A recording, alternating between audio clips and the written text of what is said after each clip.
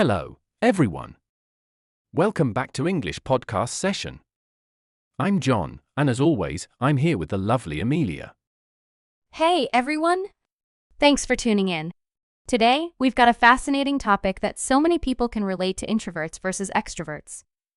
We'll be exploring the science behind these personality traits, busting some myths, and talking about how they impact our relationships, careers, and self-esteem.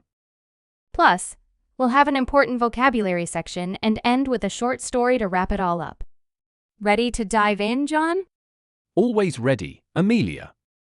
Let's get started. What are introverts and extroverts? All right, so let's begin with the basics. John, how do you define introverts and extroverts? Good question. Introverts are people who tend to feel more energized when they spend time alone or in smaller, quieter settings.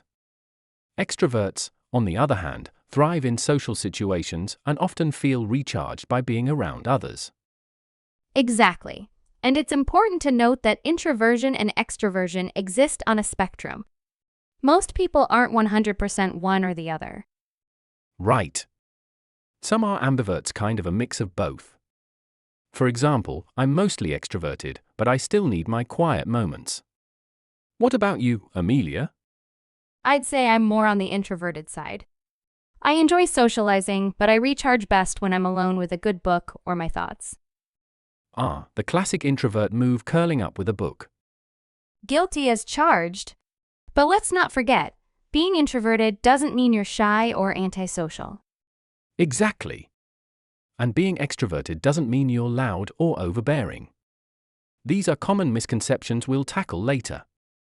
Strengths of introverts and extroverts. Let's talk about strengths. What's one strength you think introverts bring to the table, John? I'd say introspection. Introverts are often deep thinkers. They tend to analyze situations thoroughly before acting. Great point. And extroverts? Extroverts are fantastic at networking. They're usually great at forming connections and energizing groups. Absolutely. Introverts also excel at listening. They're often the ones who pick up on details others might miss. And extroverts? They're natural communicators. They can inspire and motivate teams with their enthusiasm. So both personality types bring unique strengths, and when they work together, it's magic. That's why diversity in personality types is so valuable, whether in friendships, families, or workplaces. Myths and misunderstandings. Now, let's bust some myths. Here's a big one. Introverts are always shy. Not true at all. Some introverts are very confident, they just prefer smaller settings. Exactly. And how about this myth? Extroverts don't like being alone. False. Extroverts can enjoy alone time. They just recharge differently than introverts. Another myth, introverts can't be leaders. Totally wrong. Some of the most influential leaders, like Gandhi or Bill Gates, were introverted. And let's not forget extroverts. Some people assume they're all superficial. Also false.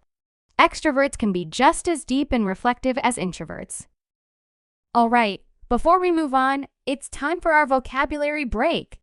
Let's learn some useful words and phrases related to today's topic. First word, introspective. It means tending to examine one's own thoughts and feelings. For example, introverts are often introspective, spending time reflecting on their emotions. Next, we have energize, which means to give someone energy or enthusiasm. Example, extroverts are energized by being around people. Here's another one, misconception. It means a view or opinion that is incorrect because it's based on faulty thinking. Example, it's a misconception that introverts are always shy. And lastly, networking. This means interacting with others to exchange information and develop professional or social contacts. Example, extroverts often excel at networking events. Amelia, how do you think these traits affect relationships? Well, in relationships, understanding each other's personality can make a big difference. For example, an introvert might need more downtime, while an extrovert might want more social activities. So true. And in careers, introverts often excel in roles that require focus and independent thinking, like writing or research. Meanwhile, extroverts shine in roles involving teamwork or public speaking, like sales or teaching. It's all about playing to your strengths and finding balance. And communicating with others about what you need, whether it's more quiet time or more collaboration. All right, as we wrap up, let's share a short story that ties everything together. Sure. Here's a quick one. There were two colleagues, Emma, an introvert, and Max, an extrovert. Emma loved working alone and was great at finding creative solutions, while Max thrived on brainstorming sessions with the team.